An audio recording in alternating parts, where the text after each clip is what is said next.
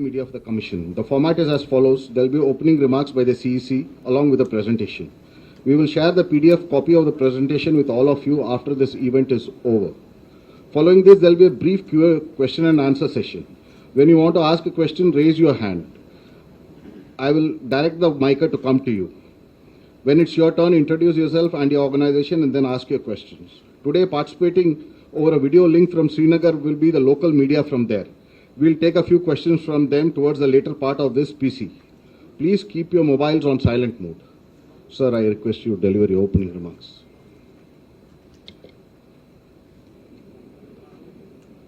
Thank you very much. Senior officers from the Election Commission, CO Jammu and Kashmir, Shri Pandurang, and friends from media. Also, the friends from media connected to us through video link from Srinagar. आप सभी का इस press वार्ता में स्वागत है और चुनाव आयोग की तरफ से सर्वप्रथम हम जम्मू कश्मीर के सभी वोटर्स को अभिनंदन करते हैं और उनसे अनुरोध करते हैं कि हमारे आने वाले चुनाव में बढ़ चढ़कर हिस्सा लें। साथियों, जम्मू कश्मीर प्रकृति की एक बेहतरीन कृति है। आज हम यहाँ जम्मू कश्मीर में चुनावी तैयारियों का जायजा लेने के लिए आए। कल हमने श्रीनगर में बैठकें की और आज जम्मू में बैठकें की। इस सब में क्या हुआ इसका मैं एक विवरण आपको दूंगा, बट उससे पहले आप सबके माध्यम से मेरी सभी मतदाताओं से गुजारिश है कि वो चुनाव के इस त्यौहार में बढ़-चढ़ के हिस्सा लें और ख़ास तौर से यूथ से। हमने बहुत सारे यूथ वोटर्स को जोड़ा है अपने वोटर लिस्ट में। मैं बताऊंगा किस प्रकार से। तो नौजवानों के साथ साथ राजनीतिक दलों को भी इस लोकतंत्र के महापर्व में भाईचारे और अमन के माहौल में लोकतांत्रिक त्यौहार के रूप में इसे मनाएं, ऐसा सबसे हमारा अनुरोध है। हम बिल्कुल दृढ़ संकल्प हैं, बिल्कुल कमिटेड हैं कि जो चुनाव हम कराएंगे J&K में भी और पूरे देश में भी, जिसकी तैयारी पूरे देश में चल रही है, ये हमारा लास्ट विजिट है।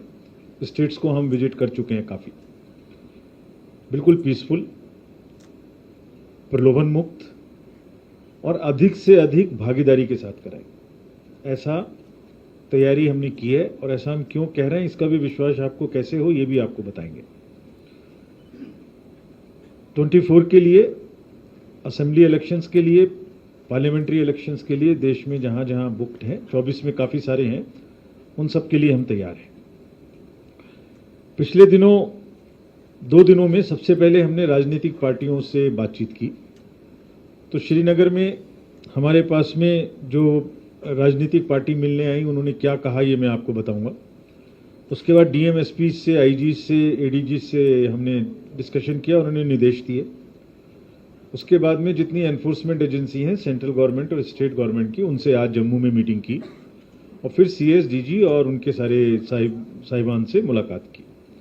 तो सबके साथ क्या हुआ, उन्होंने क्या कहा, ये मैं आपको विस्तृत बताऊंगा। तो हमसे नेशनल पार्टीज़ में BJP, CPIM और इंडियन नेशनल कांग्रेस मिलने आई और उसके अलावा स्टेट रिकॉग्नाइज्ड पार्टी में national conference, JK, PDF, PDP party भी मिलने आए।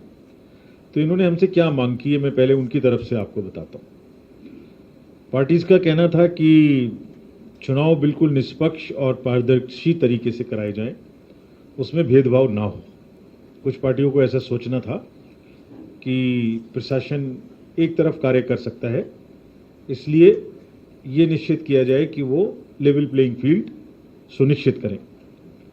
उनका ये भी कहना था, लगभग सबका, काफ़ी लोगों का, कि हालात ठीक होने की वजह से पीपल्स रिप्रेजेंटेटिव को सामने आना चाहिए, लोगों का जो बीच में नुमाइंदे हैं उनको रहना चाहिए, आवामी हक मिलना चाहिए और चुनाव जल्दी से जल्दी कराए जाने चाहिए। चुनाव में लेवल प्लेइंग फील्ड मैंने बताई शुरू हो। पार्टीज़ का ये भी कहना था कि जो सिक्योरिटी का अरेंजमेंट कैंडिडेट्स को या पॉलिटिकल पार्टी को मिलता है वो सबको समानता से नहीं मिल रहा है। कुछ पार्टी को ज़्यादा मिल रहा है, कुछ को उतना नहीं मिल रहा है, वो भी उन्हें सबको मिलना चाहिए ताकि वो खुल के अपनी कैंपेनिंग कर सकें। उन्होंने कुछ ऐसे भी अपने तजुर्बे साझा किए चुनावों के संबंध में जो डीडीसीए के चुनाव के समय में आए थे, जिसमें उनका कहना था कि लेवल प्लेइंग फील्ड नहीं हो पाई थी, बहुत से कैंडिडेट्स को निकलने नहीं दिया गया, इस टाइप की चीज़ें उन्होंने हमसे कही।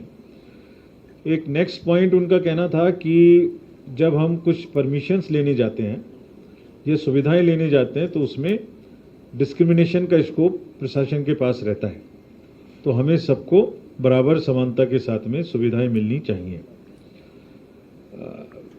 कुछ पॉलिटिकल पार्टी का ये मांग था कि जो माइग्रेंट्स हैं उनकी व्यवस्था की जाए, वो जहाँ भी हैं कैंप्स में उनको अच्छे से वोटिंग कराई जाए, उनकी वोटिंग परसेंटेज कम होती है। उनका कहना था कि जम्मू में भी हैं, दिल्ली में भी हैं और श्रीनगर में भी हैं। एक मांग ये भी थी कि जो पार्लियामेंट्री कॉन्स्टिट्यूएंसीज हैं उनका चुनाव एक ही पार्लियामेंट्री कॉन्स्टिट्यूएंसी का एक ही चरण में कराया जाए, अलग अलग चरणों में ना कराया जाए। तो फ्रेंड्स, ये जितनी भी बातें उन्होंने कही, इस सब का जवाब मैं अपने संबोधन के दौरान आपके माध्यम से सभी वोटर्स को भी और उनको भी दूंगा।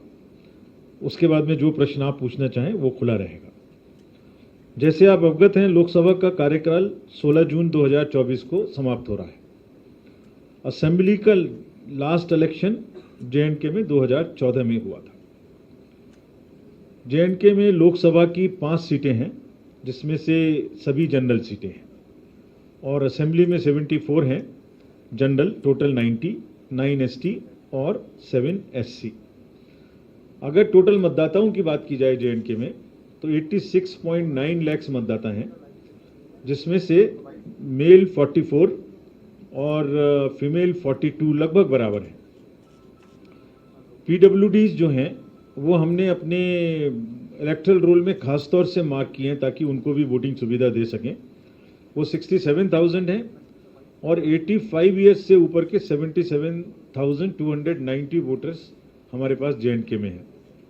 और आपको जान के खुशी होगी कि उसमें से 100 साल से अधिक के वोटर भी 2,886 हैं। I mean it's a good sign for the society कि हमारे इतने बुजुर्ग अभी वोटर के रूप में हमारे साथ हैं और हमें अपना सबको जो उन्होंने योगदान दिया है उसको आज भी लोकतंत्र में वोट देके वो पूरा करते हैं। फर्स्ट टाइम वोटर्स जो हैं 18 से 19 साल की एज में, वो भी लगभग 3.4 लाख हैं। तो ये एक हुआ ओवरव्यू ऑफ द वोटर्स। अगर इसमें महिलाओं की संख्या देखें तो इसमें निरंतर जेंडर रेशियो में बढ़ोतरी हुई है, जो अब 954 है, यानी 100 पर 954 महिला मतदाता हैं। 16 एसीज ऐसी हैं जिसमें ये संख्या 1000 से ज़्यादा है, और फीमेल इलेक्टर्स को इस एसएसआर में करीब करीब 1.35 लाख जोड़ा भी किया है। फ्रेंड्स, हमारा एक बहुत बड़ा रोल फोकस इस बार के इलेक्शन में है कि युवा मतदाताओं को हम अपने साथ में खास तौर से जोड़ें, यानी उनको रजिस्टर भी करें वोटर्स में और उनको मतदान पे लाने के लिए भी किसी तरह से प्रेरित कर सकें। अगर 20 से 29 में हम टोटल देखेंगे तो काफ़ी सारे मतदाता, जैसे इस स्लाइड में दिखाया गया आपको, वो हमारे इलेक्टरल रोल्स में शामिल हुए हैं। नेक्स्ट में अगर हम आपको बताएं तो जो ओवरव्यू ऑफ पोलिंग स्टेशन है, अभी तक मैंने आपको इलेक्टरल रोल के बारे में बताया। अब पोलिंग स्टेशन जो है वो टोटल 11,629 होंगे, जिसमें एवरेज संख्या 747 होगी। हालांकि 1500 तक हो सकते हैं मैक्सिमम, बट इनमें संख्या 747 एवरेज है। ज़्यादातर रूरल हैं। 50% से ऊपर पोलिंग स्टेशंस पर हम वेबकास्टिंग करेंगे, जो भी सेंसिटिव हैं उन पर। और बहुत सारे बूथ, जैसा करीब करीब 80 के ज़्यादा, वो आपको महिलाओं के द्वारा एक्सक्लूसिव या पर्सन्स विद डिसेबिलिटी के एम्प्लॉयज़ के द्वारा ही चलाए जाएंगे। मतलब ये एक माध्यम है हमारा बताने का कि महिलाएं पूरा सेंटर चलाएंगी, और उसमें जहाँ तक ये पुलिस फोर्स भी महिला रखेंगे, और इसी तरह से पर्सन्स विद डिसेबिलिटीज़ को भी हम बूथ चलाने के लिए आमंत्रित, मतलब हम उनकी व्यवस्था करेंगे। सभी पोलिंग स्टेशंस पर मिनिमम फैसिलिटीज़ अवेलेबल होंगी। वो क्या क्या हैं? पीने का पानी, टॉयलेट, पीडब्ल्यूडीज़ के लिए रैंप, वॉलंटियर्स उनके लिए चेयर्स, लाइट, सब चीज़ों की व्यवस्था पोलिंग स्टेशन पे होगी। हमारा एफर्ट है, हमने सबको डायरेक्शंस दिए हैं कि उनको इतना अच्छा बनाएं कि जो त्यौहार का सा माहौल बनता है उसमें लोग आएँ, सुविधा के साथ अपना वोट दे सकें। ओल्ड एज के जो हमारे बुजुर्ग मतदाता हैं, जो 85 ईयर्स से ऊपर के हैं, उनको और जो पर्सन्स विद डिसेबिलिटीज़ हैं, एक एडिशनल सुविधा दी जा रही है जो यहाँ पहली बार मिलेगी, क्योंकि इलेक्शंस हो रहे हैं पहली बार। उसके बाद उनको घर से भी वोट देने की सुविधा है। जब नॉमिनेशन से पहले हम उन्हें फॉर्म डिस्ट्रीब्यूट करेंगे घर घर जाकर, और जो भी लोग ये चाहेंगे कि उनके घर से वोट लिया जाए, वहाँ एक टीम जाएगी, एक वोट लेने के लिए टीम जाएगी, जिसके साथ पॉलिटिकल पार्टी के जो कैंडिडेट हैं वो भी जा सकते हैं। ऐसा नहीं है कि वो अकेले कोई जाके वोट ले आएगा, उसकी वीडियोग्राफी होगी, और जितने भी बुजुर्ग मतदाता हैं उन सबको हम घर जाके वोट देने की भी सुविधा देंगे। हालांकि हमारा तजुर्बा ये है कि वो सब लोग बूथ पे आना चाहते हैं, क्योंकि फेस्टिव माहौल रहता है, हमेशा बूथ पे आते रहे हैं, तो उनको लगता है घर से बाहर निकलें, बूथ पे आएँ, 10 लोगों से मिलेंगे। लेकिन अगर किसी वजह से नहीं आना चाहते तो हम घर से भी वोट लेंगे, और वही सिचुएशन पर्सन्स विद डिसेबिलिटीज़ की भी है, जिनको भी फॉर्म 12D हम देंगे अगर वो घर से वोट करना चाहते हैं। और अगर पोलिंग स्टेशन पे आएंगे तो उनके लिए एक वॉलंटियर, एक व्हीलचेयर और इस तरीके की सुविधा, अलग क्यू, ताकि उनको पहले से फैसिलिटेशन मिल सके। टेक्नोलॉजी का बहुत बड़े तरीके से उपयोग किया जाएगा इस पूरे इलेक्शन में। एक 3 वर्टिकल में अगर मैं आपको बताऊं, एक वोटर्स और एक कैंडिडेट्स और एक मैनेजमेंट। तो वोटर्स को वोटर हेल्पलाइन पे सभी चीज़ें देखने की सुविधा है। उनका बूथ कहाँ पर है, उनका अगर कार्ड को उन्हें डाउनलोड करना है, अगर उनका नंबर लिखा हुआ है वोटर कार्ड में, BLO कौन है, कोई भी चीज़ वोटर को अपने से जाननी है तो वो यहाँ जान सकते हैं।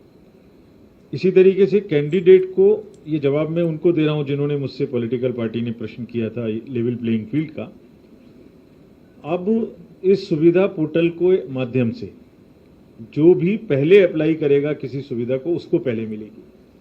यानी पार्टी ए ने अगर कहा कि मुझे कल 11 बजे एक ग्राउंड चाहिए, तो वो ऑटोमेटिक इस पोर्टल में टाइम स्टैंपिंग हो जाएगी। उन्होंने आज 10 बजे अप्लाई किया था, तो दूसरा व्यक्ति अगर 10:20 पे अप्लाई करता है सेम सिचुएशन के लिए, तो जिसने पहले किया था उसको मिलेगी, यानी फर्स्ट इन फर्स्ट आउट।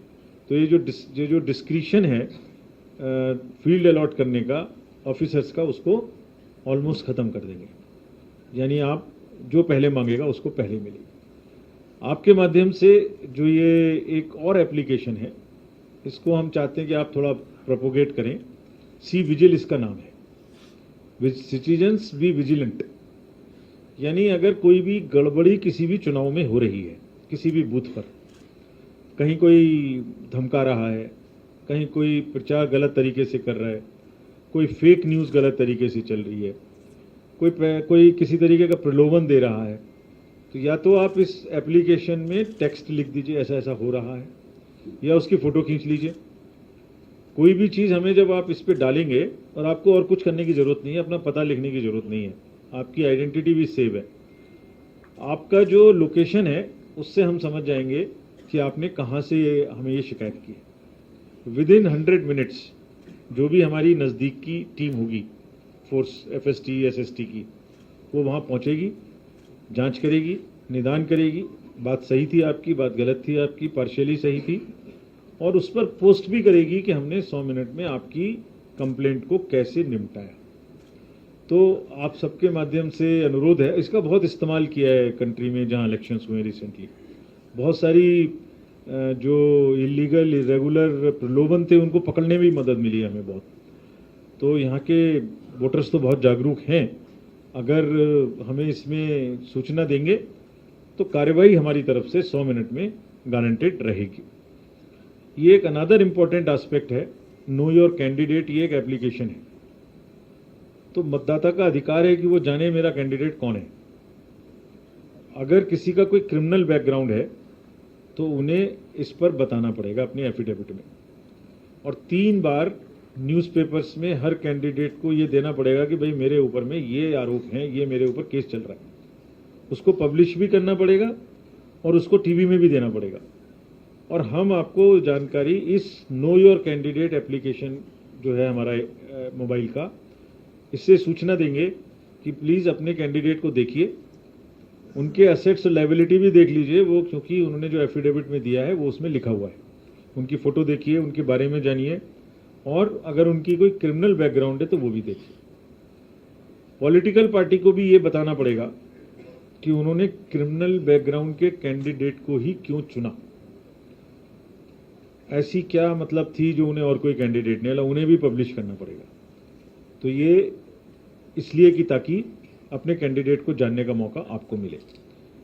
ये भी हमने एक एप्लीकेशन इंट्रोड्यूस किया है, जितनी एनफोर्समेंट एजेंसीज हैं they are all on this system, so that वो एक साइलो में काम ना करें और एक साथ मिलके वो क्या कर रही हैं, कितना पैसा पकड़ रही हैं, कितना आर्म्स पकड़ रही हैं, कितनी ड्रग्स पकड़ रही हैं, कितनी चीज़ों को रोक रही हैं, उसका हम ऑनलाइन क्विकली जानकारी ले सकें। पूरी स्टेट में जो भी चेक पोस्ट हैं उसका डिटेल्स यहाँ है। जो इंटरनेशनल बॉर्डर्स हैं, इंटरनल बॉर्डर्स हैं, उनमें सब में विजिल काफ़ी मात्रा में बढ़ाई जाएगी, और जो 47 इंटर स्टेट चेक पोस्ट हैं और करीब करीब 385 इंटरनल चेक पोस्ट हैं, तो फोर्सेज उनको 24/7 चेक करेंगी। कोई भी किसी भी तरीके की गलत एक्टिविटी करने का जो प्रयास करेगा उस पर ये लोग 100% नज़र रखेंगे। इंड्यूसमेंट फ्री इलेक्शंस कराने के लिए आज हमने सुबह में एनफोर्समेंट एजेंसी से बैठक की, जिसमें income tax, customs, DRI, narcotics, BSF, excise, liquor, banks, RBI, police, सबको इकट्ठा एक साथ बैठक की। एयरपोर्ट्स, सिविल एविएशन, क्या उनसे कहा ये मैं आपको बताता हूँ। कोई भी मनी का जो कंट्रोल है उसको रोकने के लिए वो काम करेंगे। No irregular illegal use of money should take place during the elections. वैसे यहाँ शिकायत कम है, लेकिन फिर भी लिकर, कैश, फ्रीबीज की कोई घटना ना घटे, वोटर्स को कोई प्रलोभन ना दिया जाए, इस पर सभी डिपार्टमेंट्स कॉन्टिन्यूसली कार्य करेंगे। खास तौर से जो ड्रग्स या कैश, इस तरीके का जो भी मूवमेंट, गोल्ड, उसको खास तौर से ध्यान रखा जाएगा। एयरपोर्ट्स पर भी, रोड्स पर भी, रेलवे पर भी, नेशनल बॉर्डर्स में भी, इंटरनेशनल बॉर्डर्स में भी, चेक पोस्ट में भी, FST के द्वारा भी। इंटरनेशनल और नेशनल जो इंटर स्टेट बॉर्डर्स हैं उन पे विजिलेंस सेटअप करके एक्स्ट्रा बढ़ाई जाएगी। जो भी एयर स्ट्रिप्स हैं या जो भी हेलीपैड्स हैं, उनमें अगर कोई भी अनचार्टर्ड फ्लाइट्स आएंगी तो ऐसा नहीं है कि उन अनचार्टर्ड फ्लाइट्स में कोई बाहर से सामान लेके कुछ आ जाए और यहाँ उसका मिसयूज करे। उसकी भी चेकिंग के स्पष्ट निर्देश bureau of civil aviation security की गाइडलाइंस के अनुसार सब डिस्ट्रिक्ट्स अपने अपने एरिया में हेलीपैड्स की चेकिंग करेंगे। ये भी उनको स्पष्ट निर्देश दिए गए ताकि लेवल प्लेइंग फील्ड भी रहे। Similarly excise, transport, forest, all of them will work. GST will also very strongly work to see through the analytics कि यहाँ पर कोई अनयूजुअल ट्रेंड तो नहीं है गुड्स के आने का। मतलब 360 डिग्री से, चाहे वो पूरी इकोनॉमिक एक्टिविटी पे ड्यूरिंग दी इलेक्शंस ध्यान रखा जाएगा। इसके बाद में जो डिस्ट्रिक्ट मजिस्ट्रेट्स, SPs हैं, उनको बहुत स्ट्रांग मैसेज दिया गया है कि सारे चुनाव को प्रलोभन मुक्त और लेवल प्लेइंग फील्ड के साथ में कराना उनकी जिम्मेदारी है। अगर वो ऐसा नहीं कर पाएंगे तो commission will be extremely strict with them. जो भी एक्शन लेना पड़ेगा वो हम लेने से बिल्कुल नहीं कतराएंगे। उनके नीचे जो लोग हैं उनको कैसे समझाना है, उनको कैसे कंट्रोल करना है, ये उनका काम है, ये वो जाने। अगर कहीं भी मिस्टेक होगी तो ये एक्सक्यूज नहीं है कि नीचे वाले ने किया, आप उनको कंट्रोल करें। सब पार्टीज के बीच में लेवल प्लेइंग फील्ड एस्टेब्लिश करना उनकी जिम्मेदारी है। लोकतंत्र के इस पर्व में किसी के साथ भेदभाव ना हो, सब पार्टीज बराबर हो, चुनाव लड़े निष्पक्ष। वायलेंस या इंटिमिडेशन या थ्रेट टू वोटर, इस पर वो विशेष रूप से अपना ध्यान रखेंगे और इमीडिएट कार्रवाई करेंगे जहां ऐसा हो। जैसा मैंने सुविधा ऐप के समय बताया था, जो भी ग्राउंड्स देनी है, मीटिंग प्लेस देनी है, गाड़ियां देनी है, झंडे की परमिशन देनी है, वो सबको बराबर रूप से देंगे। ये सुनने में नहीं आना चाहिए हमें कि किसी पार्टी को दिया या किसी पार्टी को नहीं दिया या देने में देर लगाई। कैंडिडेट्स को और पॉलिटिकल पार्टी के जो सीनियर लोग हैं उन्हें उनके थ्रेट परसेप्शन के हिसाब से सिक्योरिटी प्रोवाइड करने की इंस्ट्रक्शंस उनको भी दी गई है। और आज सीनियर अफसर्स की मीटिंग में भी CSDG साहब की कहा गया है इसको रिव्यू करें। जिनको नहीं मिली है और जिनको थ्रेट परसेप्शन है उनको इलेक्शन में कैंपेनिंग में दौरान दिक्कत ना हो, इसके हिसाब से समुचित सुविधा दी जाए। जो कश्मीरी माइग्रेंट्स हैं उनके लिए हम जम्मू में, उधमपुर में स्पेशल कैंप्स बनाएंगे, बूथ्स बनाएंगे, उनको फॉर्म्स भी देंगे समय से। और उनका वोटिंग परसेंटेज जनरली कम रहा है, उनसे अनुरोध भी करेंगे कि वो खुद से ज़्यादा करें। और हमने DM जम्मू, कमिश्नर जम्मू और CS साहब को भी कहा है कि उन कैंप्स में जाके दिखवाएं, बात करें कि ऐसा क्यों है उनकी वोटिंग परसेंटेज कम है। सबका मानना यह था कि उनके बात करने से वो वोटिंग परसेंटेज को बढ़ाएंगे। प्रोसीजरली जो फॉर्म्स उपलब्ध कराने हैं समय के अनुसार वो हम लोग निश्चित रूप से उन्हें उपलब्ध कराएंगे। जो भी कैंडिडेट्स के एफिडेविट्स हैं उनको अपलोड किया जाएगा ऑनलाइन, जिसको आप KYC नाम के एप्लीकेशंस में देख भी सकते हैं, जैसे मैंने पहले आपको बताया। वोटर पार्टिसिपेशन थोड़ा कुछ जगहों में काफी कम है, उसको बढ़ाने के लिए बहुत मल्टीवेरियस प्रयास चल रहा है। एक तो बड़ी मात्रा में यंग वोटर्स को एनरोल किया गया है, दूसरे हर स्कूल कॉलेज में एक AERO स्पेशल अपॉइंट किया गया था भाई, ताकि आप जाके बच्चों से बात करो, उन्हें वोटर बनाओ, प्रेरणा दो। तो हम समझते हैं कि इस बार वोटिंग परसेंटेज पे टिप नाम का एक हमने प्रोग्राम लॉन्च किया है, टर्नआउट प्लान। जिन जिन बूथ्स पर कॉन्स्टिट्यूएंसी में पोलिंग परसेंटेज कम थी उसमें, ताकि लोगों को अधिक से अधिक पार्टिसिपेट करें और बैलेट की महत्ता समझ में आए, बैलेट से किस तरह से अपने मन की सरकार बना सकते हैं ये सबको समझ में आए। And the victory of ballot is what is the festival of democracy. Fake news का प्रचलन आजकल बहुत बढ़ गया है, रोज नई नई किस्म की फेक न्यूज़ चलती हैं। उस पर हर डिस्ट्रिक्ट में एक डिस्ट्रिक्ट कंट्रोल रूम रहेगा इंटीग्रेटेड, जो टीवी पर क्या चल रहा है देखता रहेगा, सोशल मीडिया में क्या चल रहा है देखेगा। हमारी एक टेलीफोन लाइन है 1950, उसमें क्या शिकायतें आ रही हैं, फिर जैसे मैंने बताया CVGIL पे क्या शिकायतें आ रही हैं, एक ग्रीवेंस पोर्टल है उस पर क्या शिकायतें आ रही हैं, सबको एक साथ देखता रहेगा। और जो भी फैक्ट नैरेटिव्स हैं, fake narratives, misinformation, disinformation या ऐसी चीज़ जिससे पब्लिक ऑर्डर डिस्टर्ब हो सकता है, उस पर डिस्ट्रिक्ट मजिस्ट्रेट्स SP सख्त कार्रवाई करेंगे। और इसके लिए IT एक्ट के अंतर्गत नोडल ऑफिसर अपॉइंट होता है हर स्टेट में, वो भी JNK में अपॉइंट कर दिए गए हैं। तो फ्रेंड्स, अपनी बात को समाप्त करते हुए मैं आप सबको यही आश्वस्त करना चाहता हूँ कि चुनाव बहुत निष्पक्ष, बहुत भयमुक्त तरीके से और आप सब लोगों के माध्यम से इस अपील के साथ कि लोग ज़्यादा से ज़्यादा पार्टिसिपेट करें। हमें कोई गलती हो रही हो तो बताएं। इस सब के साथ में मैं सभी स्टेक होल्डर्स का, सभी पॉलिटिकल पार्टीज का, कैंडिडेट्स का, वोटर्स का, आपका सबका अभिनंदन करता हूं और बड़े से बड़े रूप में पार्टिसिपेट करने के लिए इनवाइट करता हूं। Thank you very much. Thank you for those detailed remarks, sir. So we'll start. Just raise your hands. Where's the mic? Let's come to him first. Yeah. Then he'll come to you next. Okay. Yeah. Good afternoon, sir. Welcome to Jammu. I'm Pradeep Datta from Times Now TV channel. My question is that SBI has complied with the Apex Court orders. Local बात पूछिए। This is very important because the nation wants to know about that. पूछिए। SBI has already complied with Apex Court order. They had submitted the report related to the electoral bond. Now it is up to you. Are you going to make it public by March 15, or any kind of instruction been given till the panel will be reaching back to Delhi that report should not be made public or any details should not be divulged regarding the data? And the small second question is, you spoke about the Lok Sabha election here, but are you going to have the assembly election along with the Lok Sabha elections? Okay. You can give it to the gentleman next to him. Yeah. भाई साहब इनको दे दो, ये जो है second बैठे हुए हैं. Yeah. सर अभी जिस तरह दो लोग जो हैं अभी पैनल में वो कम हैं, तो उनका री इलेक्शन कब होगा सर? इलेक्शन किसका इलेक्शन? मतलब जो उनको अपॉइंटमेंट कब होगा सर? ठीक है. अच्छा, मेरे साथी लोगों का. साथी लोगों अच्छा अच्छा. ओके, दे दीजिए. अब वो सेकंड रो में जो है. ओके, ठीक है, you can ask please. I was आपने thinking- Lok Sabha introduce yourself sir, please introduce yourself. Manoj Koul from news 18 JKL. मेरा सवाल ये है कि आपने लोकसभा के चुनाव के बारे में ये बताया कि किस तरह से अरेंजमेंट्स किए गए हैं.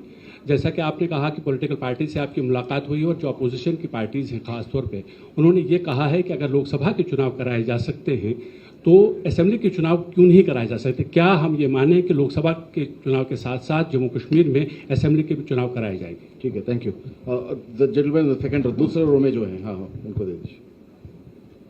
Yeah, hi sir, myself Sunil Bhatt from India Today.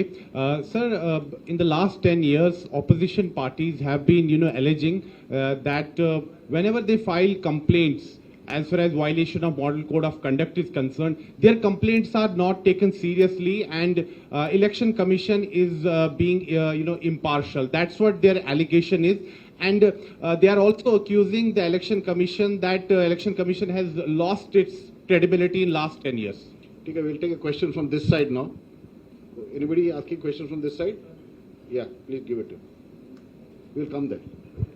I am Rajendra from Hello. I am Rajendra from Take-One Television. आपने अभी कहा कि यूथ को ज़्यादा से ज़्यादा बुलाया जाएगा वोटिंग करने के लिए. क्या है वो आपके पास नुस्खा जिससे ज़्यादा से ज़्यादा यूथ आ जाएंगे आपके पास वोट डालने के लिए या गवर्नमेंट बनाने के लिए? ओके. द जेंटलमैन, या आप इनको दे दीजिए. हाँ, सेंटर में जो है उनको दे दीजिए. Good evening sir, Pankaj Sharma from news 24. Sir, आप देश के कई हिस्सों में गए, यूटी में आप गए, क्या लग रहा है कि सबसे ज़्यादा सुरक्षा व्यवस्था किस स्टेट या किस यूटी में आपको लग रहा है कि वहाँ पर सुरक्षा व्यवस्था को चाक चौबंद करने की ज़रूरत है? दूसरा सर, आज भी ईवीएम को लेकर सवाल खड़े किए जाते हैं, इस पर आपका क्या जवाब है? ठीक है. तो वो सीटों की संख्या बढ़ा के 107 से कर दी गई 114. ठीक है. तो असेंबली की संख्या पीओके को खत्म कर दें तो 83 के बदले हो गई 90. और उसमें दो चीज़ और की गई कि एसटी को 9 सीटों का रिजर्वेशन दिया गया.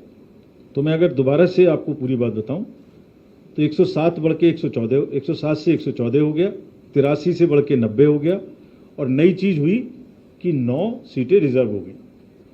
और इन सबको, so there was a dissonance between the reorganisation act and the delimitation. तो इन दोनों को एक करना पड़ेगा. वो एक कब हुए? दिसंबर 2023 में. दिसंबर 2023 में कश्मीर रीऑर्गेनाइजेशन अमेंडमेंट एक्ट 2023 आया, जिसमें क्या किया गया? 4 चीजें की गई. Schedule 2 of the RP act change करके वो संख्या 107 से बढ़ा के 114 की गई. असेंबली की संख्या 90 की गई. रिजर्वेशन से अगर डेमोक्रेसी के साथ जुड़े रहेंगे तो आधार तभी स्ट्रांग होगा डेमोक्रेसी का. सबसे ज्यादा सिक्योरिटी या सबसे कम सिक्योरिटी का जो विषय आपने कहा, हर स्टेट का election, state after state is very very different from each other. कोई दो में कोई समानता होने के बावजूद भी कुछ असमानताएं हैं. कहीं पैसे का बोलबाला ज़्यादा है, कहीं सिक्योरिटी की प्रॉब्लम है, कहीं इंटीरियर एरियाज़ की प्रॉब्लम है, कहीं LWE की प्रॉब्लम है. तो ऐसा कोई मापदंड नहीं है कि सिक्योरिटी कहाँ ज़्यादा कहाँ कम, लेकिन जहाँ भी जो सिक्योरिटी की आवश्यकता है उसके अनुसार फोर्सेस देके हम चुनाव को निष्पक्ष और हिंसा मुक्त कराएंगे. ये हमारी प्राथमिकता है. श्रीनगर से ले लीजिए. We'll go to Srinagar. Our colleagues have been waiting. Complaint से बाहर काम कर रहे हैं, उनको हम सर्विस वोटर्स कहते हैं और पोस्टल बैलेट्स बेचते हैं. 2019 में उनकी संख्या 77,503 थी. 2022 में वो घट के 72,737 हो गई. और आज 2024 में सर्विस वोटर्स की संख्या 76,876 है. मतलब इट इज़ रिड्यूसिंग फ्रॉम 2019. लेकिन ये JNK के वो लोग हैं जो अपना बहुमूल्य योगदान आर्म्ड फोर्सेस में बाहर दे रहे हैं। तो जैसे पूरी कंट्री का नियम है, ऐसे इनके लिए भी हम पोस्टल बैलेट ETPBS के तरीके से बैलेट की सुविधा उपलब्ध कराएंगे। This is what it is. चलिए, thank you. One, let us take from others. Third row over there. Yeah, please. उनको दीजिए। हाँ, सर मैं रजत बोल रहा हूँ, जी न्यूज़ को रिप्रेजेंट करता हूँ जम्मू में। सर जम्मू कश्मीर में जब भी चुनाव हो, क्योंकि धारा 370 हटने के बाद पहले चुनाव हैं और हमेशा देखा गया है कि पड़ोसी मुल्क को काफ़ी इंटरेस्ट होता है, तो टेरर फंडिंग या इस तरह के मामले कम से कम हो, और क्योंकि ड्रोन का भी खतरा, तो सिक्योरिटी फोर्सेस को कुछ स्पेशल इंस्ट्रक्शंस दी गए हैं इसको लेकर। और the lady on the third row behind you. Yeah, हाँ, उनको दे दीजिए। Good evening, sir. I am Shuchi representing Greater Kashmir. Sir, my question is: before coming to J&K, you have met Home Ministry officials also. So, were there any security concerns? What was the feedback from there, like vis-a-vis J&K? Say again. Sir, before coming to J&K, you have met Home Ministry officials also. That is what we had learned. So, what was the feedback there? Were there any security concern about J&K? And particularly with particular reference to assembly elections. So there's a just last question goes to that lady in the second row wearing the green dress. उनको दे दीजिए। हाँ, उनको दे दीजिए। Thank you so much sir. Yes, sir. Sir, Komal Singh from news 18 India. Sir, आपने कहा कि meeting के दौरान आपने CS और डिवकॉम जम्मू, डिवकॉम श्रीनगर से बात की कि वोट्स को बढ़ाना है। तो सर, ज़्यादातर उस दिन छुट्टी इंजॉय करते हैं लोग, तो ऐसे में वो लोग छुट्टी इंजॉय ना करें और अपना वोट कास्ट करें। पहाड़ी इलाके में लोग रहते हैं, चूंकि जम्मू कश्मीर एक पहाड़ी क्षेत्र है, अपाहिज लोग भी हैं, तो किस तरह का आपकी तरफ से एक अच्छा रोल प्ले करेंगी गवर्नमेंट एडमिनिस्ट्रेशन, जो कि एक ज़्यादा से ज़्यादा वोट जो है वो पड़े? क्या कुछ नई टेक्निक या कुछ नया कुछ करने की, जिससे कोई कंपलसरी हो कि वो लोगों को लगे कि हमें अपना वोट कास्ट करना है, और अगर जो वोट अपना नहीं कास्ट करता, छुट्टी इंजॉय करता था, क्या कोई पेनल्टी उनको पड़ेगी सर? Thank you. देखिए, फिर मैं नीचे से ही चलता हूँ, आपके क्वेश्चन से पहले चलता हूँ। डेमोक्रेसी में वोट देना एक अधिकार भी है और एक ड्यूटी भी है। तो हमने अब तक हम जो अवेयरनेस का प्रोग्राम, मोटिवेट करने का प्रोग्राम चलाते थे, उसमें आमूलचूल परिवर्तन किया है इस बार 24 के लिए। परिवर्तन क्या किया है, हमने एक प्रोग्राम बनाया जिसको हम कहते हैं टर्न आउट इम्प्लीमेंटेशन प्लान। तो पूरी कंट्री की परसेंटेज 67% थी 2019 के चुनाव में, तो अब हमें इससे ऊपर जाना है। तो हमने ये कहा है कि जिस किसी भी कॉन्स्टिट्यूएंसी में 67% से ज़्यादा थी, वो उसको होल्ड करेंगे। ऐसा नहीं कि वो 67 से नीचे आ जाएं और हमारा एवरेज खराब कर दें। तो पहला वर्क तो ये, बहुत सारी स्टेट्स ऐसी हैं जहाँ 70% और 80% की वोटिंग है। So the first target is that those who have cross 67% would maintain that 67%. Second, within those states, there are some constituencies which are below the state average, which is above 67%. तो उन constituency में district magistrates लोग special उन्हीं constituency के related अभियान चला रहे हैं। वहाँ से माइग्रेशन ज़्यादा है, वहाँ डिस्टेंस ज़्यादा है, वहाँ बूथ रेशनलाइज नहीं था, वहाँ कोई और किस्म की अपैथी है, वहाँ बॉयकॉट हुआ था, उससे रिलेटेड वो चला रहे हैं। अब सेकंड कैटेगरी हम आते हैं जहाँ पर 67% से कम वोटिंग थी। उनमें उस कॉन्स्टिट्यूएंसी में ऐसे बूथ जहाँ उतनी भी नहीं थी जितना उस डिस्ट्रिक्ट का एवरेज था। So it is a very detailed plan and we have identified some booth by booth as to where we go up. तो उसमें हम अवेयरनेस भी कर रहे हैं, परसुएशन भी कर रहे हैं, अनुरोध भी कर रहे हैं, आग्रह भी कर रहे हैं, थोड़ा थोड़ा नजिंग भी कर रहे हैं, थोड़ा उल्हाना भी दे रहे हैं, सब चीज़ कर रहे हैं एक साथ। उम्मीद करते हैं कि वो सब लोग निश्चित रूप से आगे आएंगे। इंसेंटिव और disincentive is not that works in the democracy. मैं किसी को फोर्स नहीं कर सकता, किसी को प्रताड़ना भी नहीं कर सकते, अनुरोध ही कर सकते हैं, आग्रह कर सकते हैं। इंटरनेशनल बात कही है, मेरा कोई डायरेक्ट विषय नहीं है, लेकिन सभी एजेंसीज को, BSF, SSB, जितनी भी एजेंसीज हैं, they are all very well aware of their duties, और हर हालत में ऐसी कोई भी चीज़ जो कि कहीं से भी डिस्टर्ब करने की कोशिश करेगी, उसको स्ट्रिक्टली डील करने में वो सक्षम भी हैं और मेरे ख्याल से मोटिवेटेड भी हैं और इस समय डिटर्मिन्ड भी हैं, तो वो करेंगी। उनको खास तौर से कहा गया है और फोर्सेस से हम सफिशिएंटली उनको इक्विप भी करेंगे। आप कुछ कह रहे थे लास्ट, एक उनसे Please take the mic. That's the last question. Vinod from Gulistan news channel. जो लोग आउटसाइड दी स्टेट्स हैं, बाहरी राज्यों से यहाँ पर आकर के काफी लंबे से रह रहे हैं, उसमें से कुछ आईएएस ऑफिसर्स भी हैं, कुछ आईपीएस ऑफिसर भी, जिनका डोमिसाइल बन चुका है, क्या वो असेंबली इलेक्शन में अपना वोट कास्ट कर सकेंगे? क्योंकि जब से मैंने अपना करियर शुरू किया, पांडुरंग पोले जी को भी देखा है, हृदय कुमार जी के साथ भी हमने काम किया, क्या ये असेंबली में वोट कास्ट कर पाएंगे? इसमें पूरी कंट्री के लिए इलेक्टरल रोल में ऐड करने की एक ही तरीके की गाइडलाइंस हैं, दो नहीं है। पहली बात, entire country follows the same guidelines और हमारी यही एक विशेषता है कि हम उस गाइडलाइंस को हर जगह के डिस्ट्रिक्ट मजिस्ट्रेट से नॉर्थ साउथ ईस्ट वेस्ट ऐसा कैसे पालन करा लेते हैं। वो गाइडलाइन ये है, जो भी जहाँ का ऑर्डिनरीली रेजिडेंट है वो वहाँ वोटर बन सकता है, बट अगर इन दोनों को यहाँ वोट डालना है तो अपने जहाँ के वोट हैं वो कटवाने पड़ेंगे। अगर ये इनकी चॉइस है कि उस दिन यहाँ रखना चाहते हैं कि वहाँ रखना चाहते हैं, लेकिन जो भी लोग बाहर के हैं अगर ऑर्डिनरीली रेजिडेंट हैं तो वो निश्चित रूप से वोटर बन सकते हैं। ऐसे शहर में बनाए गए हैं, अब भी नहीं बने हैं तो बन सकते हैं। Thank you very much. Thank you for attending the press conference.